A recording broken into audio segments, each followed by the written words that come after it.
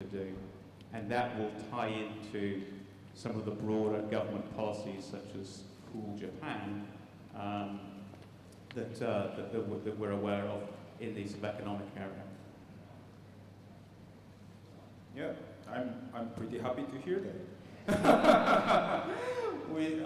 we would like someone to coming to Japan for open up a casino with respect of the Japanese society or the Japanese community. So I'm again very, very happy to hear that. So, and I would say I would like to touch to the domestic players, the domestic developers, in other words, Japanese players.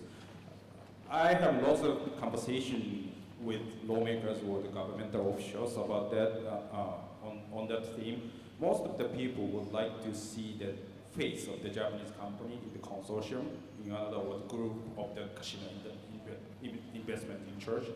So yeah, I would say that the joint venture, who has the best mix with the local players and also the international companies, would get the higher chance to get the license, I think.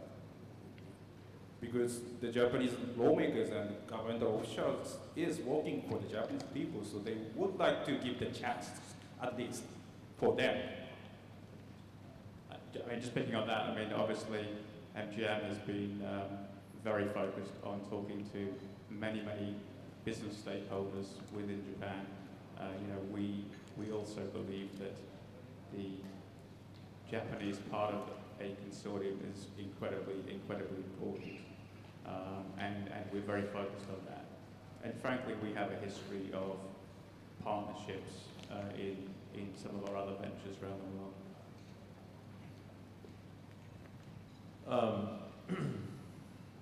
Maybe just touch on a little bit about maybe strategy, or in the context of this.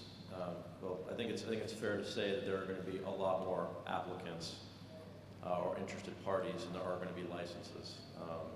No matter how large the market ultimately becomes and how many licenses are ultimately awarded, there's no question there's going to be more applicants than licenses. And so when you think about kind of where it is today, the conversation that's taking place, again, we still don't have a bill, an IR bill that's passed, so I know that a lot of this is still speculation. But do you see an opportunity for an interested operator, developer, et cetera, to bid on in multiple cities kind of concurrently? Is it going to be you got to pick a location and hope that you win, and if you don't, then unfortunately you're not able to participate in an application in another city or prefecture? So where are we at with that? What are you hearing? Well, it's a little early to discuss this. From MGM's perspective, we're currently focused on large urban population centers. So potential opportunities that will be in the Tokyo region, the Osaka region, are what we're focused on. It is unclear as to how the process will work, and therefore it's unclear as to what point in time, as an operator, we would sort of pick one horse.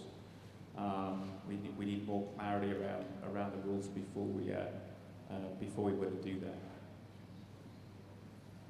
Yeah, I think the government will allow the casino operator to apply for multiple cities, I think. However, you have to pick one. If you are choosing by two cities, it's very unfair to have the two locations for one operator. Yeah. So technically, the way I think it's being looked at by government in terms of the way the process would work is that it will be the prefectures, the local governments that would potentially choose the operators that they want to partner with, or the consortiums of companies that they would want to partner with. That therefore leaves you in a position where technically you could apply in two locations, and you could therefore technically be linked to two. The reality is, though, if I'm a local government, I'm going to request some level of exclusivity in order to get that commitment. And so I think that as this thing progresses, you will see the operators probably honing in on specific locations. But I think you're not going to really see that until we get a first bill passed, which is the key to everything. I think so. As the moderator, I get to ask, you know, these I guess, tougher questions. But that's certainly a question that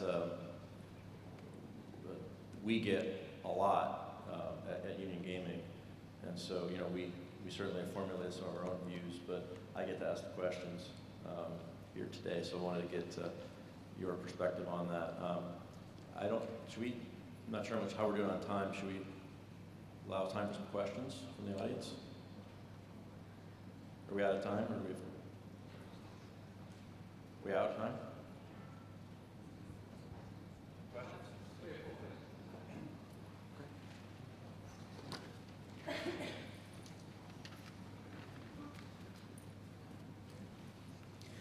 Good afternoon. Thank you very much. My name is Eric Johnston. I'm a reporter with the Japan Times. I'm actually based in Osaka, and I cover Osaka politics fairly closely. Two questions, if I may. First, the Diet Members Association that's pushing for the IR bill. I've heard that between 10 and 30% of the members are actually against IR and against casino gaming. They joined the association not to promote it, but to make sure that nothing happens. And within that, you have the ruling coalition, New Komeito. Komeito, of course, as you know, Kiso-san, has announced that they're very much against it. And of course, as you also know, they're very strong in Osaka. Governor Matsui says one thing to visiting Americans, but in fact, his party no longer has the majority in either the prefectural or the municipal assembly. They rely on Komeito, and Komeito said in an interview I did this morning that